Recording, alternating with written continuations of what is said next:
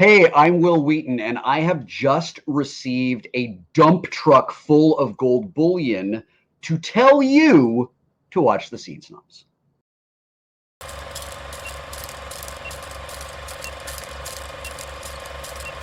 Welcome to the Scene Snobs podcast. Welcome to the Scene Snobs podcast, everybody. I am your host, Mick Manhattan. It is Tuesday night. It is election night. Thank you guys for joining in. You may be wondering why I'm not going to be interacting with you tonight. That's because I'm on vacation. That's right. Mick is finally taking a vacation. I don't think I ever have before, but we finally reached 300 episodes last week, so I figured I'd take the next 2 weeks off. We're still going to have great content out. It's going to be a lot of fun, but I just need a break, and I love you guys. And one thing I want to start doing this month, because it is the month of giving thanks, I want to say something I'm thankful for in each episode. And I'm going to start off this episode by saying I am super thankful for you, the Snobs Nation. Thank you all for all your support, all your love, all your care. I truly, truly appreciate it. And it just means the world to me. And I wanted to make sure that during this time of thanks, I do want you all to know how much I appreciate you and how much I truly thank you for the support you've given, just sharing things or reacting to things, joining the Patreon, buying the merch. Like it means so much. Like I cannot get over how much love I see all the time, and I truly appreciate you guys for doing it. So without further ado, I do want to get this episode started because I have a great guest co-host with me tonight, the worst damn gamer ever, Chris. You know him well. He's here. Let's bring him on. Chris, come on the show, my friend. Thank you. Thank you, one. Thank you all. Appreciate you guys. I'm glad you finally came on, man. I truly appreciate it. It's the worst damn episode ever. That's why I'm naming it. That's fantastic. Thank you. So before we get started, Chris, I want you to tell everybody about yourself, where the name come from, especially, and your channel. What do you do? All right. So my name is the Worst Damn Gamer Ever. As Mick said, you can find me on Twitch, YouTube, TikTok, Instagram, Facebook, pretty much anywhere that most people are. The reason why is because I just want to cover you in a blanket of gamer, so you don't have to go finding me. So if you're on one of the other platforms, you can always find me. I'm a multi-platform streamer. I do variety streams. I do a motivational stream on Mondays where I'll either play motivational videos or audio while I'm gaming or just sitting here editing, and you guys can get in the chat and talk to me. I'm on Horror with Sir Sturdy twice a week on Tuesdays and Thursdays at 8 p.m. Eastern Standard Time. I do my Mother Fort and Fortnite Friday every Friday night at 10 p.m. Eastern Standard Time. Every once in a while, you can catch me on the Scene Snobs and at Mick and Night, and any of the other special events like the Casters for a Cause, which was phenomenal. Great thing we did for kids who need help with providing lunch or whatnot.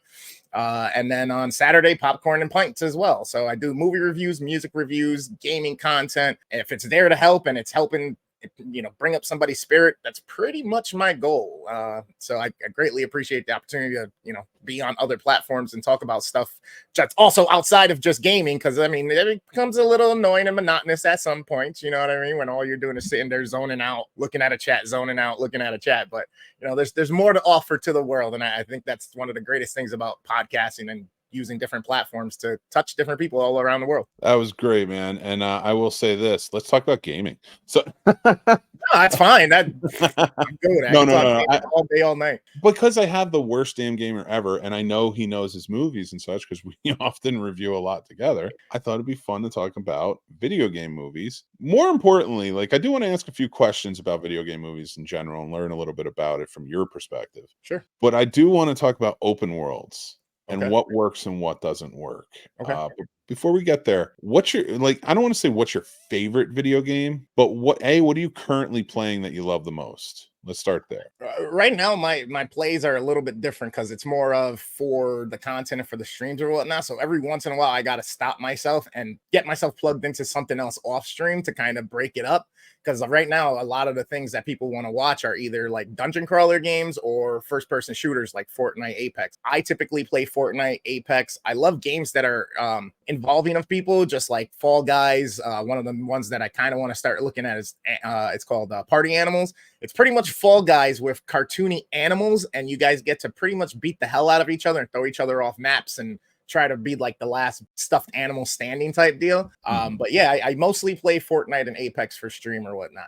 And now if I'm not playing on stream, which I'm going to start incorporating more, I love RPG games. whether it's first person or third person. I prefer third person. I get tired of looking through the eyes of the character, and I like seeing the environment around with other things, kind of like a fly on the wall type perspective, and knowing that I'm controlling what's happening and what the outcome's going to be. So for me, RPGs are super dope, story driven. I don't care if it's linear based, meaning you start the game in one spot and the game just kind of goes down a path, and there's, you can't go certain ways. But then there's open world RPGs as well, kind of like the Batman games or whatnot, the Spider-Mans, the Grand Theft Auto technically is kind of a really big open world RPG.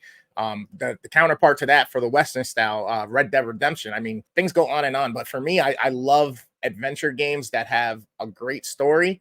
So God of War, big on that, big hero journeys. I love shit like that. Okay, I'm glad you said that actually, because I wanted to ask from the open world perspective versus the adventure game. So like Uncharted, I never played it, but I did like the movie. And now my buddy Casey, who absolutely loves the video games, didn't like the movie, and we kind of got into a lot of talk about that. And that seems to be a theme when it goes to video game movies as they're adapted. Why do you think, first of all, before we get into specifics, in your opinion, why do you think that it's hard to adapt a video game, open world or not, into a movie? Why do you think it doesn't work from your feelings and perspective on it? See, I got a little bit of a different take on it, because I feel like, to me, it should be one of the easier things to be adapted into the new form of movie, taking it from a video game to a movie. Because if you think about it and you realize what you're doing, you're playing out the interactive story. It's essentially a movie. And Uncharted is one of those games that did it so well for me that literally you feel like you're playing a movie. You're controlling the movie. It has these great thematic and cinematic cutscenes, these great interactions and banters as you're playing the game within the characters that go back and forth with things that they say to each other. That even though you're going through the process of the journey and you're looking for things, you're hunting for things, treasure hunting or whatnot, there's banter between the different characters on screen or off screen that you still hear dialogue coming through, and they're answering each other back and forth. They're filling in backstories on each other, and they're telling history or whatnot as you're playing the game. So for me, I feel like movies are the reason why it doesn't technically work most of the time is I think it's the involvement of the idea of like executives and them trying to make money to give it to a grand scope of an audience versus trying to just cater to the fanfare of the people who already love the game. But my take on it is, if you stick true to the story and all those things that were great in the game that made it so popular, like the Uncharted series, then for me, it's gonna just rope in everybody. Stop trying too hard. Let the thing do what it does. You already have lore, you already have great dialogue and interaction. Like, half your job is done if you're taking a well put together game and just shifting it over with live action people. Now the director just needs to do his job in getting these people to recreate that off a digital scale of 3D models to the presenter, who's the actor, bringing that person to life.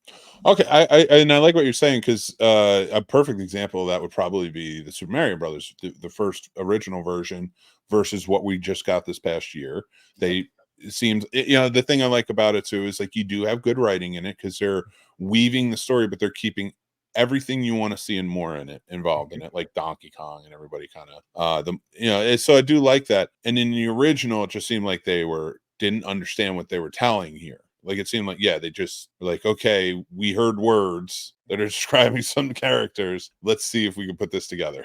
That's right. That was like a VP of a studio heard, see their kid playing that game so much, and then was like, hey, tell me about it. And they might have picked up the controller once to play the game, and whatever the hell they thought they heard their kid explaining as the story and the mission of Mario and what he's trying to do, and they basically got the gist of it. Plumber saves princess from bad guy in world of mushrooms with fungi around, and they just ran with that type deal. You know what I mean?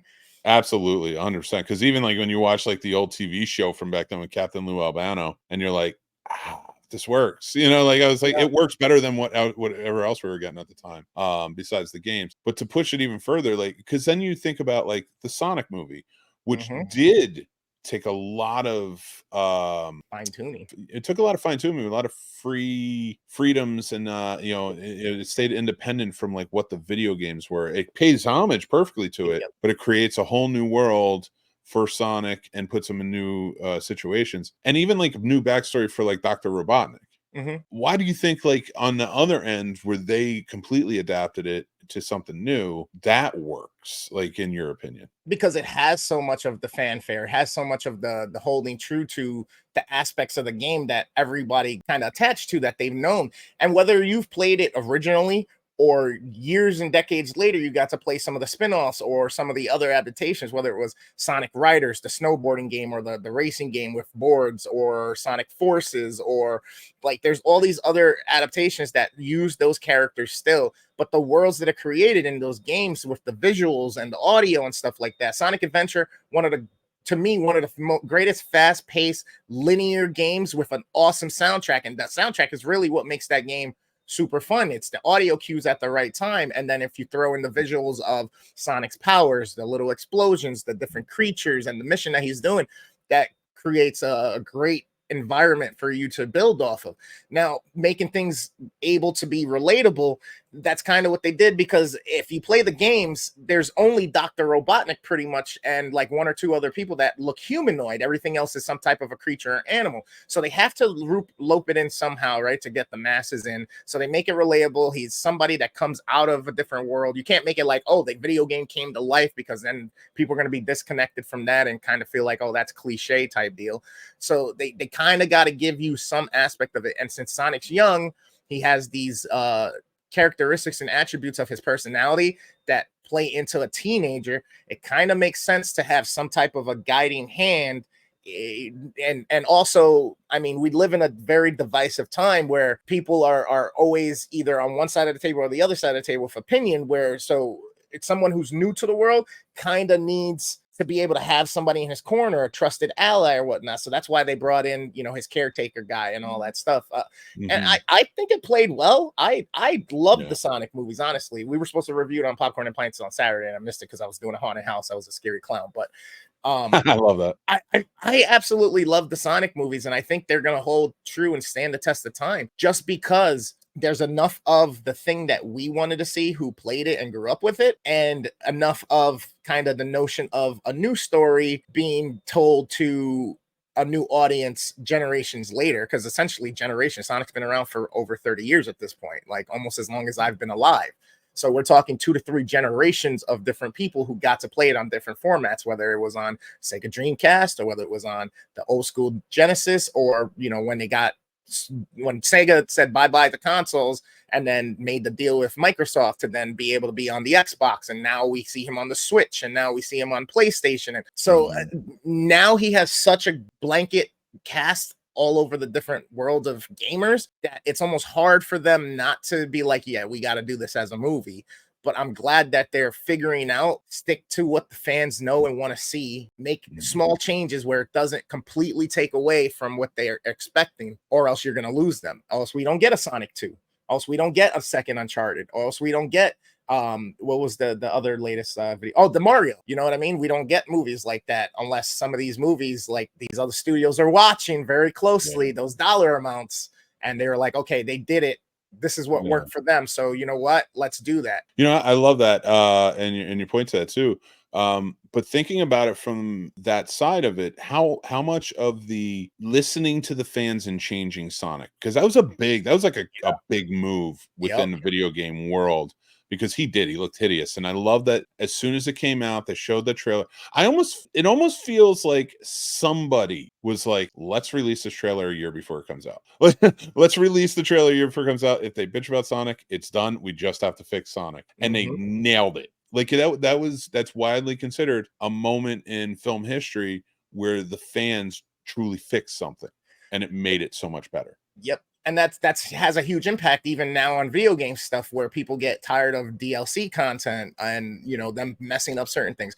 But that notion that you got to listen to the fans, you have to, because then you get flops, because then you get things that people don't want to deal with again. Now you spent hundreds of millions of dollars, because think of how big budgets have grown in Hollywood for productions. Now you thought before they were watching dollars and cents. Now they're really watching dollars and cents with everything that happens and how expensive CG is and all this other stuff. So it's important for them to do testers and do feelers.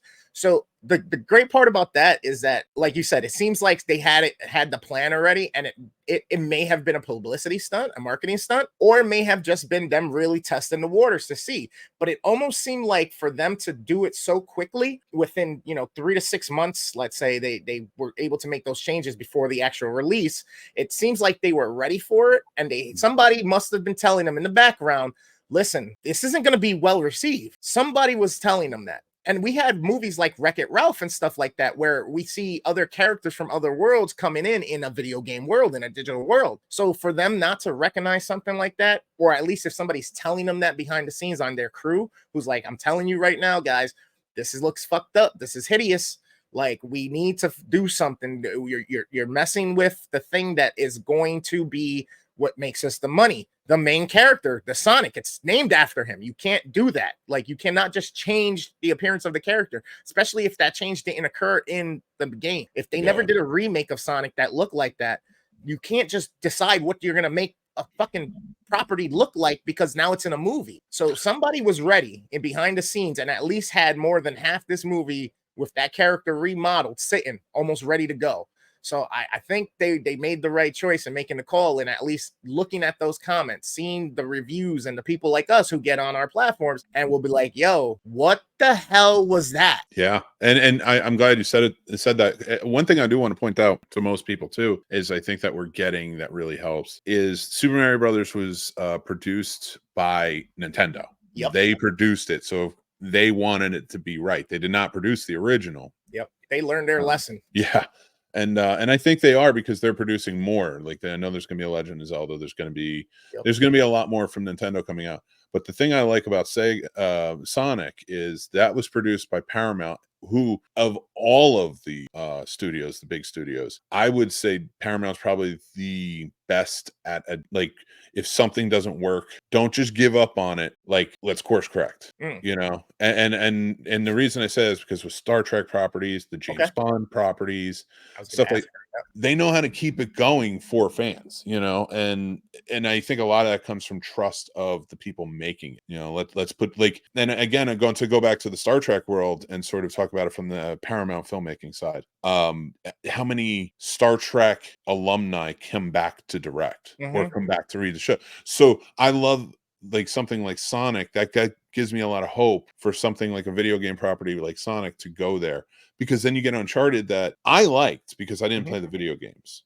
I know a lot of people were complaining about Mark Wahlberg as Sully. They said he's just not the right fit for Sully. And they were talking about people who would have been, and just the character dynamic. Again, you've played it, so you would know better too. And I can't wait to hear your opinion on it. Love the Uncharted series as a video. Love it. Yeah. What did you think about the movie, though? I not a bad movie. I actually reviewed it on my podcast, The Midnight Matinee. Well, just give a brief thing, because I want everybody to go watch that then. Yeah, no, I really enjoyed the movie. I did have gripes about certain things in the movie.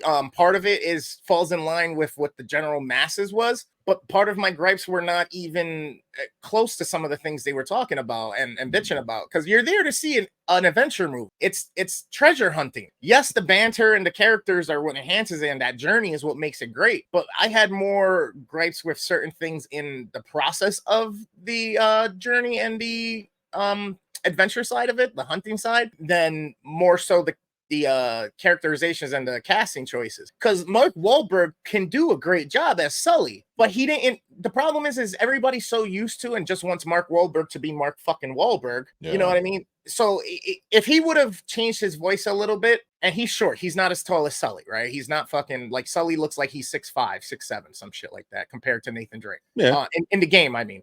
But he's also older, more salt and peppery. And I know this was technically a younger Nathan Drake and a younger Sully, but that's where some of my gripes came into with the story, is that they kind of time shifted a few things. But yeah, decent movie, put together well, iconic scenes taken straight out of the game. And some of the banter was on point. New characters that were created just for the movie, which some people hate and don't like Antonio Banderas' character or his henchman there. But for me, that's a plus. It played well with the story. We need antagonists, and the game had their own antagonists. Why they decided not to use the certain antagonists from some of the games, or why they chose to mesh a bunch of the games together, I don't know. It's almost like they wanted to try to play it safe and make a movie that if they needed to put it as the end point, because it may not go further to have extras, fine, cool. We did the best we could. We made as much money. Or it's at a medium point where if we want to, we can elaborate on this and keep it going and keep milking that cow. Yeah, and it's video games are so weird for me because when you think about the bad versus the good, even when they're remade, because video games, I feel like you have to remake if you get it wrong the first time, because just sequelizing or doing things doesn't work, because you want to make sure that jumping off point creates a franchise, because that's what they're doing in the video games. Why not? So, but I think about like we have very successful animated movies with like something like Pikachu, which is video game based. Not Pikachu, Pokemon. But then you get a great adaptation of a live action in Detective Pikachu. But then you get, you come over and you look at movies like Street Fighter or Mortal Kombat, and it doesn't seem like they can hit. Like, it just doesn't seem like they can make those work. Do you think maybe it's fighting games or versus that? Or no, I honestly, I think that was the wrong time. Wrong character set and wrong people to make the movies, because again, it takes a certain to recreate something. Okay, we're not looking to completely recreate it. We're not looking to reinvent the wheel here. You know, I mean, that's just completely disrespectful to the fans who already enjoyed it, that spent their money. The reason why you're making it is because they spent their money. So now you're trying to give them something to watch. You know, you're trying to make money off of it in a different way. So you're completely negating the whole fandom that created the thing as an entity, that made it a thing in the mainstream. So that's completely disrespectful to the consumer, because you don't give a fuck. You just want to make out a movie and hopefully people go watch it at that point. Without the right people who understand the story or cared about the game or cared about any of those characters in the game, connected with them, you're not going to get that. You're going to get that empty soul of a game, or a movie, which is the Street Fighter, which was kind of the second Mortal Kombat. The first Mortal Kombat was borderline because they did a bunch of things in it that cater back to the fandom, but then they also strayed away from it. My problem with that first Mortal Kombat movie is literally just the time and error, because that way they were trying new things. CG was just becoming really big, and the scorpion gimmicks and the reptile gimmicks and stuff like that, like in their powers, it's tough at that point in time to create it in a live action where it feels connected in the movie and it feels real. Where now we see with the new Mortal Kombat that they can do it. We already know they can. Like, I feel like this is the best time in history for filmmaking, especially for special effects. But there is still some time left to perfect it, because we can still see things, especially when they do blood or they do certain special effects within movies that are supposed to be the selling point, kind of, and those things that really just give you that hit home, like that's it, you pulled it off. It's not 100% there yet. It's much, much, much, much closer, and I love it. Right now, animated movies are where the CG works the best, because it's cartoony. It's really easy to hide imperfections where it's supposed to look cartoony. But if you're mixing it with live action, you get certain hiccups with the meld of the digital world with the real world. We see the thing, even if we talk about VR or augmented reality, where you put on the headset and you might see the world around you, like Pokemon Go, or on your phone or on your VR headset, where you see the world around you, but you can still tell the things that are being projected in front of you on your world. It's not there, kind of. It looks like it's there and it's on the floor or it's running around, but it's not perfect. You know what I mean? You can still tell the difference even wearing the VRs or whatnot most of the time. Yeah. So we're getting there. Well, I do not feel like VR is going to take off as successful as I think most people do, until it's truly perfected in such a way where we don't have to wear this stuff. I know it's not, or like, even if it's just enter a room, or like we can, like, I don't know, I'm not the technology guy for it, but I still maintain, I hold solely to the fact you're talking Star Trek holodeck, sort of War Room. Yeah. Like, I'm thinking, like, that's the only time you're ever really going to get it to take off. And the reason being is because if porn doesn't immediately go to it, we don't invest our money into it. It's true. Like, think about every aspect of technology in some way where porn is involved, right? Yep. The mass publication of magazines came in because porn magazines were coming. Then you get TV. Then the VCR is what porn shows over beta. So yep. VCR, the VHS became huge. And that's why Laserdisc didn't work. That's why all these things didn't work. Cable worked because then there were porn channels. Yep. You could do that because you couldn't do it on a regular network. DVD, they chose DVD. So then VHS started to die off, because now it was being mass produced because it was easier on DVD. And if you remember the great fight between HD and Blu-ray, porn, as soon as porn shows Blu-ray, Yep. it went that way. So to think about, so I even think with video games, it's playing such a significant part into it. Yeah, they don't make really porn video games. I mean, they do, but like it's not readily available on all consoles and stuff like that. So it doesn't matter for it in that instance. But I think we see more of those technological advancements even then in terms of picture quality. So if it looks weird in that set, and I don't know because I don't have one of those sets, but like I've seen pictures of how it looks. So if it's going to look weird in one of those sets, I don't see porn going to it. I think it has to be the perfect experience before porn will adopt it. So I'm kind of waiting for that. Like, how will VR take off? Because it exists. It's been around for years now. And I don't feel like it's every household wanting it as much as like you would think. Yeah, it's crazy to think how long VR has been around, because it's been something that's been played around with literally since the 70s or whatnot. And, you know, Nintendo tried to do it with Virtual Boy, and that didn't really work out well. Like, we had tons of things. We had this this big octagon thing that you could put on your headset, and you move around on it, and it's like you playing the game. But there's so many different things that they need to fine tune. And until, well, now it's getting better with camera tracking all over the device and the sensors and the hand controls and stuff like that. But obviously, it's something they want, because it's been something that they're working on for the last, 40 years. I'll tell you what, they have been working on VR. I think the new fight right now is which is going to be the more successful, and it has nothing to even do with each other.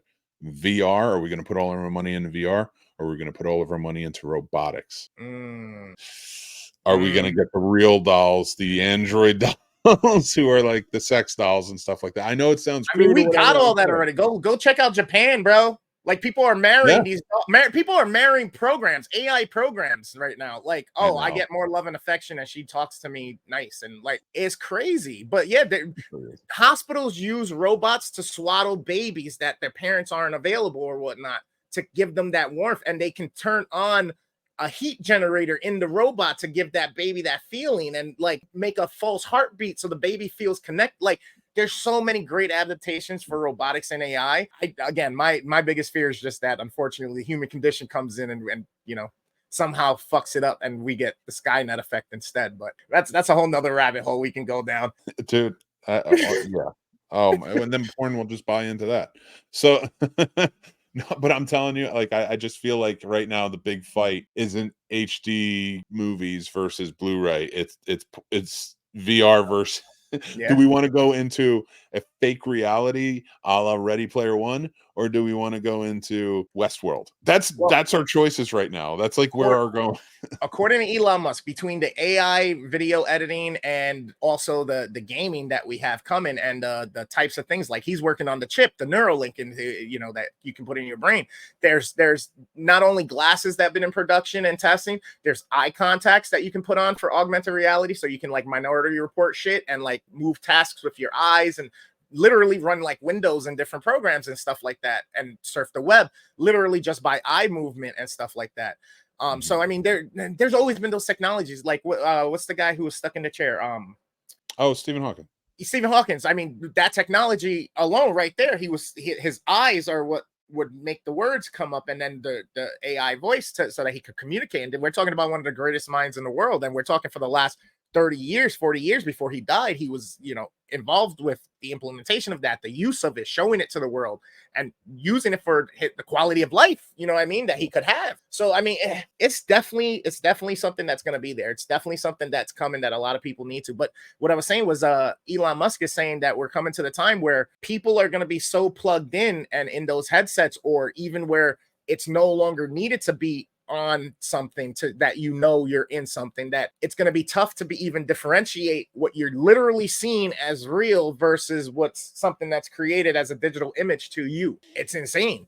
And this is one of the 4 leading technological people in the world who also works in that and also has teams working on that. And he gives off all these different informations and warnings and just trying to let people know, like, You gotta, what I'm taking from it is like, yo, you gotta strengthen your mind so you can easily see through what's not real, what is real type deal. You know what I mean? Yeah, See, and the more I feel AI like generation with AI adaptation of editing software, it's tough. We get tracks now that are made by an AI, but we think it's the actual artist. We get songs that are literally catered to your words if you want to in the voice of the artist. So now you can create your own tracks as if that artist is singing it just for you type. There's so many fucking crazy things that it's mind blowing. It's mind blowing to me. I 100% agree. And so from I really like what you're saying. Like that's the thing. And as we're talking about it more and more, like and getting away from more from the video games, we're going into the social media aspect and what we see with AI and what they're creating and how it's sort of it's creating these it like boggles my mind. Even like the models, like they're starting their own AI Instagrams to get even more. Yep. You know, it's such a weird industry that you see it kind of going all over the place, right? It's such a wild west right now between podcasting, video, videography work, you know, content creation in a whole, that now that AI has been added to it, it's been such a tool that helps. But even from that aspect where you have even like people fighting for the morsels of like this, what we're doing, Yep.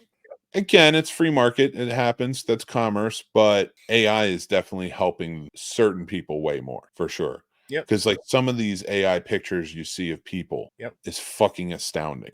You know? You know, So what was it? Was it Up? Not Up. Wally. Was Wally the one where the humans are so lazy they're just watching TV all day and the robots are doing everything? They send the robots to work and all that. That's I mean, Wally. that's kind of where we're going. And then we also have, like you said, Ready Player One, so that we do get back to the video game topic here. That's where I think it's going to be really tough for some people, because right now it's always been a discussion of people being on the internet or being in chat rooms or playing Xbox Live, which that was one of the biggest movements to online that changed the world pretty much when Microsoft did that, where all of your consoles could be connected over the internet to play these games together. People are going to want to stay in these characters now, especially that you're not controlling it through a controller. You're controlling it with your mind, your eyes, you're moving. You are that character at this point.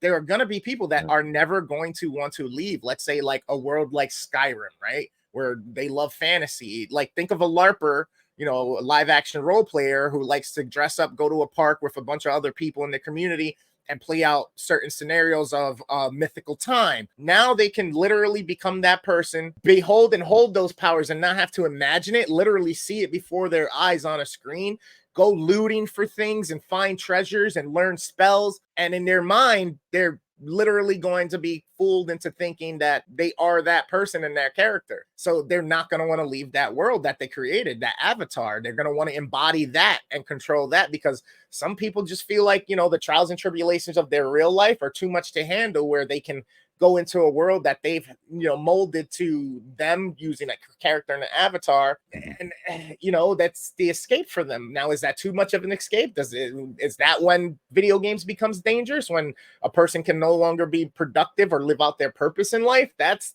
where it becomes kind of like, or do we all need to mind our own businesses? And if they feel like, okay, this life isn't good enough for them, but they can have a better life here, let them rock out and be happy. I don't know. Yeah, I until we live in a utopia, unfortunately, like who can enjoy what? Like I always like that idea, and like to bring it back to Star Trek being a Trekkie and like the holodeck side of it. Like I think that's where you get. I think that's the healthy. I think honestly, Star Trek is the healthy barometer for many, many things. But to understand like what we want out of life and like that peaceful society and such, Yeah, and being that with the holodeck, like yeah, there are some people go on there and they have sex. They've experimented with it. There are people who go on there just to hang out with friends or go on adventures, whatever. And I think that's to equate that to video games and kind of how we handle it today. That's exactly what it should be used for. We have so much of a fight. Well, not us, but like there's a demand by certain groups that don't want the video games. It's against whatever, blah, blah, blah. Makes no sense, but fuck it.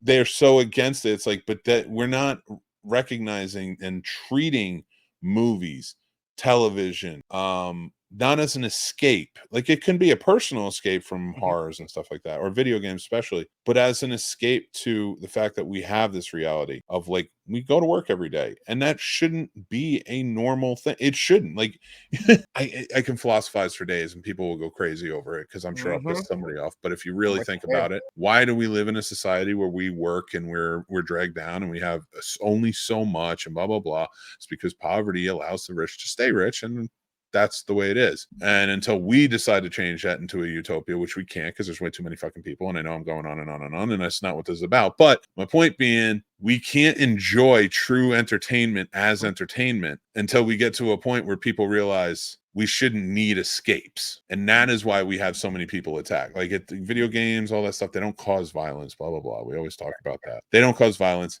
They are, in fact, what are helping us escape the violence, and that should not be the case. All right, I'm going to be done pontificating on this situation, but I'd love to hear your thoughts on it. So, video games as an escape it's kind of a double-edged sword, right? Because you can get so into that world, like I said, that you just never want to leave it. I mean, you used to play a video game, the chemical reactions that occur in your body, whether there's reward systems in place like trophies and achievements, whether there's overcoming challenges. You know, you die 100 times, you finally beat that hard ass boss, you finally beat the game, right? That feels really good and satisfying. And like, you get a feeling of accomplishment. You get a feeling of like, yeah, I did this. I stuck with it because I was determined, and my determination and my perseverance helped me get to that point. Like, video games are such a great thing because there's so many ways to use it. Kids, like, I used it back in the day to help me with my reading skills, honestly, because at times, like, especially early on, because I'm an old fuck at this point, you know, everything, you had to read everything. Like, there was no voiceovers unless you got like a or a like Earthworm Jim spoon, or like the fucking the blue guy, the tick spoon, right? Or yeah, and that was the limit of our voiceovers until we got really Mario 64 and we heard, woohoo, it's a me Mario on the open screen. And then that was basically the extent of it too. There was still no voiceovers. So to then, as the stories grew and the worlds grew, now you're going on these journeys, you're learning lessons, you're helping that character overcome these things. You're having to use your puzzle mind to figure out certain things to overcome and how to beat that level or overcome this obstacle or how to get to that thing up there. Or like, there's certain things that for me that helped mold a lot of my processes and thinking, because I struggled with math and science, even though I was always like, it was weird, right? Because I loved math and science, but I hated it because I struggled with it and it took me long to get it. But then once I started really getting into video games and I started then realizing to apply myself and stick to things and like really push, then, and I got that from video games, to try and keep trying and keep trying, keep hitting that reset button, keep hitting the continue button, keep hitting the like, that made me sit down and start learning multiplication and division and how to read long stories and then how to write and narrate certain things. That you know, it had me start thinking about, how is this character saying this in this moment, in this situation? Because you'll read it and you can read it in a monotone voice. Mario has just escaped, da da da, or you could be like, Mario has just escaped, like to give emotion and provide more of an enhancement to that excitement or that sadness or that disappointment or whatever's happening, to continue on the journey to go, okay, something else just came. Now we got to figure this out. Now we got to go do this. So for me, that's where I love video games from. And now it's almost too easy. And now it's almost like it's everything is kind of leading you on a way. And it's like they dumbed down a lot of stuff, because I remember back in the day, I would never beat video games. I would play and try and try and try and try and try. And sometimes I could never, ever beat the game. I could never get past a certain point. Nowadays, it's almost like, okay, you die a few times and the game will dumb down a little bit. The game will remove one person who was shooting at you eventually, or, you know, soften it up a little bit to have you get that growth and get past it so that you feel good and you continue playing the game. That's unfortunately takes away from, you know, the type of experience that I had with developing myself as a video game player and why I play video games. So there's different facets you can go to. Now, if we're going to bring it back to the whole open world aspect of it, how much of the world is an open world when you know it's constructed within realms and there's guidelines still that it's following, or there's borders you can't really go across, even though it feels like it's really big and huge? You take a game like Grand Theft Auto, you take a game like Red Dead Redemption or Zelda, where it's like, okay, you can go across the globe, you can go here or there, or you take a Mario game where eventually you can go from planet to planet and get different power-ups and experience different abilities and save and help different entities. But there's still always some type of a confinement. Now, to make movies an open world process, technically it's just to make a movie, because a movie, if they're doing it right, they're involving you in a whole different world that you know based on your notion of what our world is, unless you just have a very narrow scope of what the world is, that it's the world, so anything can happen, tons of things and possibilities. Different people's actions can cause different things to happen in the story, this, that, and third, lead to different things. So for me, making a movie adaptation of an open world game should be easier. Like if we were to get Grand Theft Auto as a movie, guess what? That just looks like a bank heist movie or a mobster movie or a gangster movie, a hood movie, depending on which fucking Grand Theft Auto you're looking at. If we technically Batman, like the Arkham series and stuff like that, open world, and as the series went on, but at the same time, that's just you watching a Batman movie, like we did with Tim Burton, like we did with Christopher Nolan, like we did now. It's, to me, it's all the same. To me, it's that video games were always racing or trying to be at the point of what movies were, where you get transported to another world for those 2 or 3 hours, where you're still in a world, the world's big and grand, there's events that happen. But I feel like video games have always been, and they were only limited based on the coding abilities and the memory RAM or the hardware they're using. Now we almost have limitless hardware. Now we almost have limitless capabilities to create these huge worlds and journeys for people. We got NPCs that have their own conversations and they're coherent. Like, it's insane. I mean, honestly, everything you're saying too, I mean, you're right. It really fucks you up a little bit because it's just so much thrown at you. Man, that's a great point. I really like your take on it. That's why I like talking to you.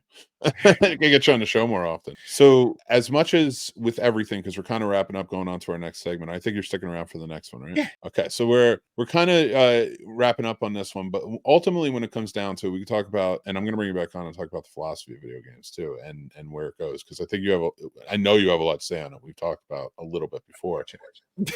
Unfortunately, the brain never stops. There's nothing wrong with that. So to go back to like the open world, and as we were talking and things like that, we don't see a lot of successful open worlds. Like Assassin's Creed didn't do well. I'm not going to count the Spider-Mans and the Batmans because they're established products already. Do you think that there is an open world, in your opinion, that could be adapted today and really work? Like it in your opinion, there's probably no way it couldn't work. Yeah, I mean, if done right and not strayed away from the fanfare, stuff like that, I feel like I would love to see a Red Dead Redemption, a Grand Theft Auto. There'd be tons of people that will. I mean, you take Grand Theft Auto 5, for example. That game came out in like 2013. And people are still playing it. They're making new servers. They're making money off of it. And people just keep modding it and changing it. There's obviously some type of a fucking attachment to it that people just and again, in a video game, that's the point of it. You're able to be something you're not. You're able, like, just like in acting, right? An actor, or most actors and actresses, they'll tell you they love playing a bad guy or a serial killer or this, that, and a third, because everybody tries to be as good of a person as they can in the real world, because they're hoping, life gets a little bit easier and we're not affecting other people or hurting other people. But in a video game, you give them that fucking controller and a lot of choice-based gaming, they're picking the bad guy version. Like, they're going around fucking shit up, blowing shit up. Like, you know what I mean? That's why I love choice-based games too. But I always say, and I would love to have you back on to talk about this aspect of it too, specifically, but the idea of, I don't know, the idea for me of maybe that escape, like that's almost like correlating it to the Purge, almost like the video game give us that idea of the Purge, and it is that escape. But I'm going to save that one because that's a much deeper conversation that will go on for a while, and I want to save you, and I'm going to bring you back probably in a couple of weeks if you're open to it to come talk about this when I'm off vacation and it's live, and we can get a lot of other opinions too. Yes, sir. I appreciate you coming on, Chris, and thank you so much. And you're still staying on because we're going to get into our next segment. Guys, I know the past couple of weeks I haven't really Micksplained much to you, and I apologize for that. But I just want to say, let me Micksplain. What the hell is going on with Jada? There's something about Jada, Will, and honestly, let's throw a little bit of Justin and Brittany in there as well. Ooh. So, Chris, I'm not sure if you've been paying close attention to the news recently, but men, both deserving and undeserving, taking quite the hit. I don't want to make this a let's empower men sort of situation, because that is not what my message is here. But I want to get your opinion on this and talk about it a little bit. You have Jada Pinkett Smith, who's at it again, completely trashing her husband, who, let's face facts, aside from the slap, who I'm starting to see in a new light even more so now, from my own speculation. Aside from the slap, Will Smith's always been sort of a, he seemed like a pretty clean guy. He seemed like a guy who just loved his family. Maybe there's rumors and stuff, but whatever. But even none of those rumors felt threatening or mean spirit or bad. And Jada, unfortunately, we'll get to that. But then you have the other side, who Justin Timberlake, who there's always been rumors. We've always kind of been like, either you like him or you don't. But at the same time, he kind of sucks. He seems like a dick. And I'm just saying, I don't know the guy. He could be great, but he seems like a dick. And then you have Britney, his ex, revealing a ton about him, to where the internet's on fire right now, trashing both Justin, for one thing, for doing the things that almost Jada makes it feel like Will does to her, but it's Jada actually doing it to Will. So for me, just to give my quick explanation, this is fucked up. First of all, Justin, apologize. Stop trying to play PR moves.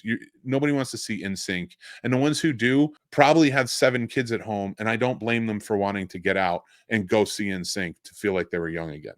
But that's it. Nobody cares. They're all going to see Taylor or Beyonce this year. So good luck on you, and fuck you for what you did, because you're an asshole. I don't know what he did. Jada made me stop watching all of pop culture at this point. So what the fuck happened with Britney and Justin? So this one definitely works then, because you didn't even know what was going on, and I love that. So we get a lot of revelations coming out recently about from Britney Spears' new memoir that's out. And Justin Timberlake is not so favorable in them. So it seemed like there was a lot happening. Now, again, I'm not taking Britney's word for everything. You never know what the hell's going on and this, that, and the other thing. But Justin's PR moves within all of this she's said that she claimed that Timberlake impregnated her and then persuaded her to undergo an abortion. Okay. So then that way, he didn't basically have to be a dad. He was cheating on her pretty regularly with one of her backup dancers. Okay. And other, like singers and stuff too, and other people out there. After that, and after they had stayed together after some cheating, like he was dating like other dancers, things like that, while he was with Britney, and it was the big public show. And tons of, they put out a bunch of other stuff, and I'll read that in a sec. But just to go back to Jada real quick, and how she's basically like, it just seems honestly a little too crazy when it comes to her and what she's doing with Will. Not that I want to stick up for Will or anything, but let's be real here. Like this is just trashing at this point. You're just trashing your husband. And I love the juxtaposition of both of them, because it's Britney's not really trashing. She wrote a book, and Justin Timberlake is hard on, let's fix this. Whereas Will Smith's like, I support my wife, and whatever. I didn't realize that it was like this, but I have a lot to learn. To me, that's more stand up.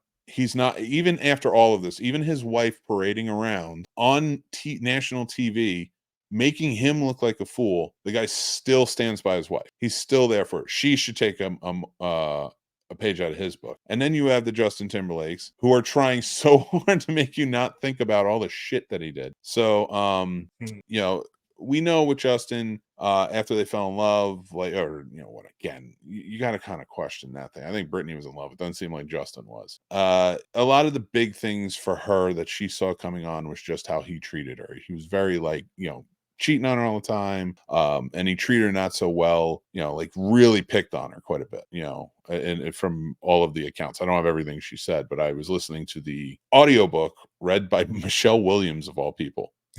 Academy Award winning Michelle Williams.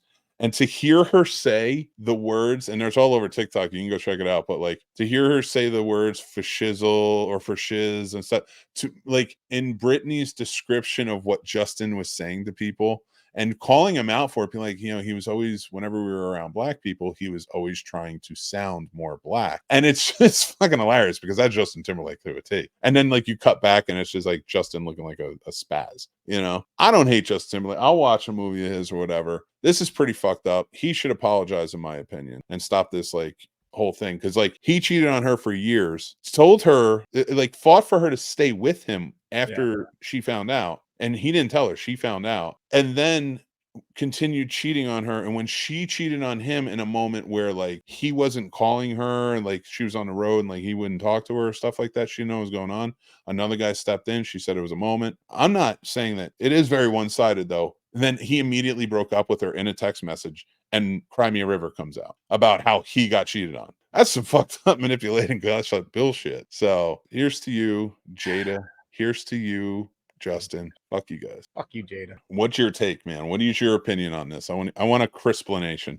All right, let's go with, I'm gonna go Brittany and Justin first. All right. They were child stars. They weren't about their money. They got record producers and fucking executives in their ear, like the public's gonna eat this up. He's looking at the popularity of NSYNC. Like, when are we gonna realize that it takes certain type of fortitude, that if you're gonna be in the public eye, you're gonna be that famous and that stature, to like not be getting, or to get all of these different things thrown at you, as well as women who are, or men also on the other end, throwing themselves at you, that you don't understand somebody giving in to temptation at times, especially at a young age. Like, let's be honest, most people aren't in a certain point mentally of like type of commitment until they're at least in their mid to late 20s, coming into their 30s, and then at maybe late 30s to 40s, they're like, you know what? Yeah, I was fucking stupid when I was young. God, this woman's good. God, this man did right by me. Like, people need to understand that there takes growth. There takes fucking shit and bumps coming down the road, especially in relationships. Like, the only way you get to the point of a strong ass relationship is by going through shit most of the time. Like, because, and I'm not saying it has to be to the extreme of these, you know, it is disrespectful. It is fucking kind of self-serving actions and all this stuff.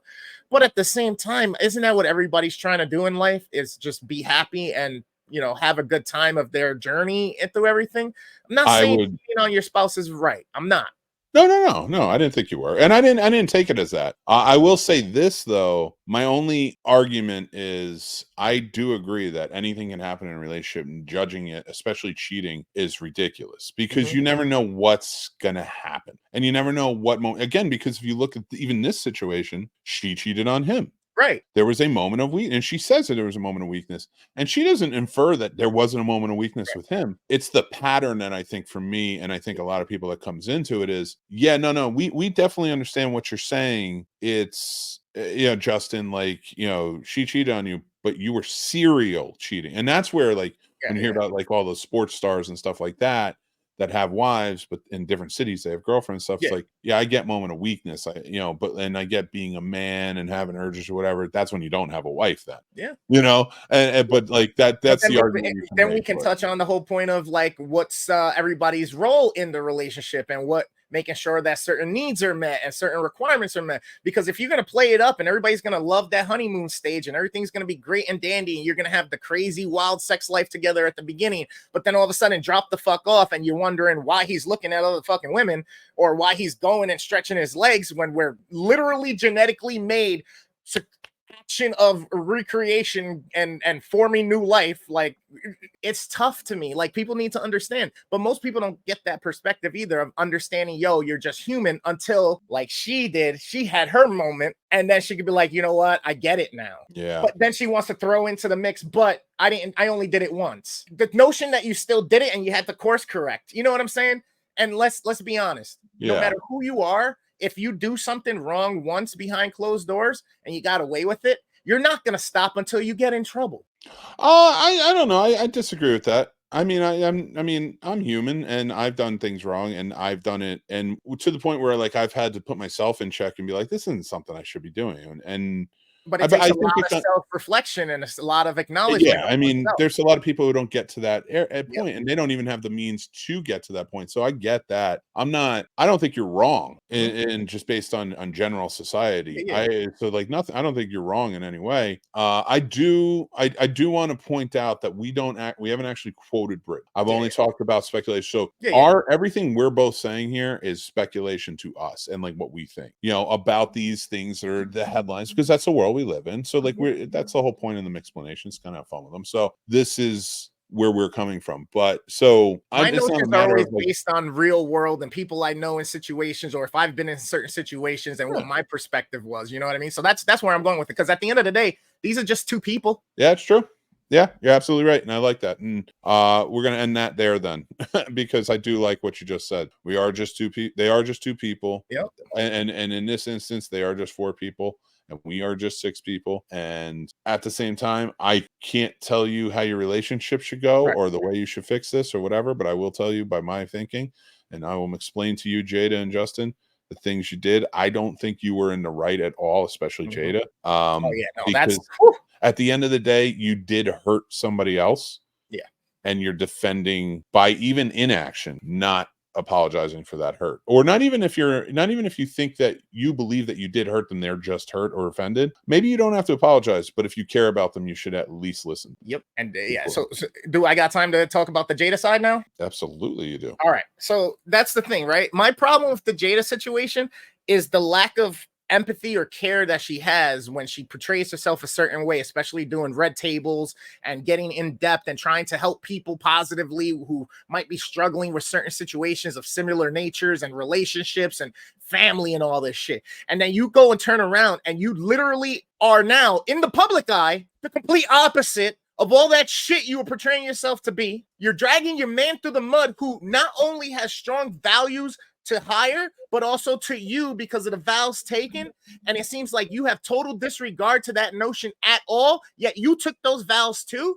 That's where it's like, yo, you're fucking crazy. You're delusional. And you really think, and this is the problem with a lot of shit right now in society, with masculinity, femininity, and all these different things coming into play with role switches. And like, it drives me crazy that everybody's so focused on the one perspective, and right now dudes are kind of laying low because they feel like, fuck, they're going to be canceled, or damn, I can't at least say even what I'm thinking or feeling because then I'm going to be in trouble, or my wife might hate my perspective. And now that might cause turmoil because I think or feel a different way based on what everybody else as a mass is getting fed through social media and through posting and through crazy bitches like fucking Jada and boss bitches that think their shit don't stink and all this fucking slutty ass trap music and all this shit. Like, it's fucking ridiculous to me. Personal problems should stay personal fucking problems. If you need help with it, you seek a fucking professional. You don't go after the world. You don't have your fucking family involved. And you definitely don't drag somebody through the mud if fucking all they're trying to do is continually trying to face the issue and try to fix it. Come on. Give credit when it's due. Allow time to change. But you got to also be fucking involved in the movement and also the progression of it. If you had a problem with something, you tell somebody there's a fucking problem and they don't take action, I get it. You can be as mad as you want, but that still doesn't give you the fucking right to literally rip them the fuck apart and make them feel so demeaned and belittled and emasculate. Fuck you, Jada. Go fuck yourself. Damn, dude. I love it. I agree with a lot of what you're saying. I definitely agree with the Jada side of it because it was lambasting. Your kids are coming out and saying, like, what are you doing? Please stop this. Gaslighting to the ultimate, bro. And nobody gives a fuck about it except for people that see, like, you know what? Damn, maybe we are fucking up with our men. Damn, maybe we are fucking, society got us fucked up. Whoa, what the fuck? True, but historically, gaslighting has always been a weapon used by men against women for a very, very, very long time. That is a documented fact. Agreed. And it's good to the point where the term gaslighting comes from a movie. Yep. About a guy gaslighting his wife. So I understand. Like, I'm not defending Jada. This isn't about defense of Jada. I do understand where women come from, where it's, women have always come from a point where they're behind. It's just like, people of color, so like they've always come from a point in society and history where they're behind. How do you get ahead when you're behind? And how do you keep trying to get ahead when people be pushing you behind? You have to learn the tactics of the people who are ahead and use it against them. It sucks. You shouldn't have to. That's not the way society should be. But because those people are still ahead, and we can argue all the way down why, no term limits, no this, no that, all the way down into household level. My point with this is, like, I understand why women do sort of fight back sometimes with the gaslighting, and they do. You see a lot of tactics where men get mad, and when we see it in public, especially where women do things, and you're like, yeah, but I've seen 1,000 stories where men have done that to women, and we're getting mad at the one But then you have Jada, For one, who is though, that's the problem. completely blowing it out of the water, where it's like you have no defense. He hasn't said a word. Yep. We can literally go down any type of social aspect or problem that occurred, I don't know, for the last 100 years in this country. And at every single turn, I will always say the same thing though. Because at the end of the day, if you wanted certain things, women's suffrage rights, you wanted all this different things, right? And you guys fought for it, you got it, great. But now we come up to a point where everybody's talking about these messages of making the world a better place, of doing things the right way and being righteous and being, wholesome and this, that, and the third. Well, then guess what? If you want to create the change, you can't. I understand learning the tactics, but you're supposed to be learning the tactics so that you can change the shit and you can avoid the shit, or you can actually make it so that, hey, we now teach our partners, we now teach the men what their wrong was, so that we can literally create the change. You don't recreate and emulate it, because the cycle just continues. That's like if now all of a sudden we said, hey, fuck it, racism, yeah, now we're gonna start taking fucking Caucasian people, putting them on boats and shipping them around the world and not giving them any right. Is that gonna fix anything? No, it's not. It's gonna make things even worse. But that's the thing. That's the elevation side of it. And what I'm saying, like, yes, but that is why we're in a circle, because then, all the people in charge start seeing the people, like even just impoverished people, coming up doing the same things now, trying to fight back and get a little piece of the pie. You see that on such a huge level and minuscule level all the way around. When you finally get to this point, it is absolutely astonishing sometimes to watch everybody go against each other and keep the cycle going. Whereas you're right. Listen, learn, adapt, change. Like, I know I've become a better man by listening and learning and being, and honestly, I don't know, but like when I was angry all the time, or I was in a mad place, or I wasn't listening to like my wife or other people in my life, not just women, but like just all over, people of color that are friends in my life, and hearing what they're saying, what they need. When I just started listening and stopped being like, all right, I used to take offense to it, because it's like, when you say like, okay, white people have been doing it. Well, I'm a white guy. I don't want to be considered that, but it's not that I have to consider that. I have to consider the fact that I am the same color as the people who were doing it. I am the same gender as the people who were doing it. Yeah. Primarily. So now, instead of getting mad and saying, well, I don't want to be that, don't look at me as that, say, okay, I am that, so how do I fix it? How do I be different? Right. But that's what everybody needs to do. That's where we break the cycle, everybody. And that's how we do it, through hope and inspiration. So sometimes, yes, I do agree that it becomes righteous, it becomes this, but a lot of times I look at it and I'm like, a lot of people are just hopeful for better tomorrow, and they don't know how to do it. Or a lot of people are just so we need more people to step up and inspire. We need to change the game. We need to, things like you're doing, or other people that I see out there, like the Motivation Mondays. Let's be motivational. Let's talk about it. Maybe I can't give you advice, but maybe we can talk about it and figure it out together. Maybe you'll be enlightened and you figure something else out, or I'll figure something else out. And that's the way we do it, like we're doing here. We just talk it out. We have a good time while we're doing it. So with that being said, we're gonna end the show. I'm gonna give. So we didn't do voting on Mick's movie picks because I'm off for the next 2 weeks, and these are recordings. So I'm just gonna put a movie out there. And this Mick's movie picks for this episode is from 2021. It's called Black Friday. It was a very fun. I didn't want to do horror after Snobtober, but this is more of a sci-fi movie anyway, with a lot of horror elements. But Black Friday, sorry, Chris, I blocked you. You're good. Black Friday from 2021. If you haven't had a chance to go see it, go check it out. It's a really fun movie with Bruce Campbell. Devin Sawa's in it. It just, I think they got, like, do you remember the movie Neighborhood Watch, which I thought was funny? It just wasn't great. I think they sort of got it right.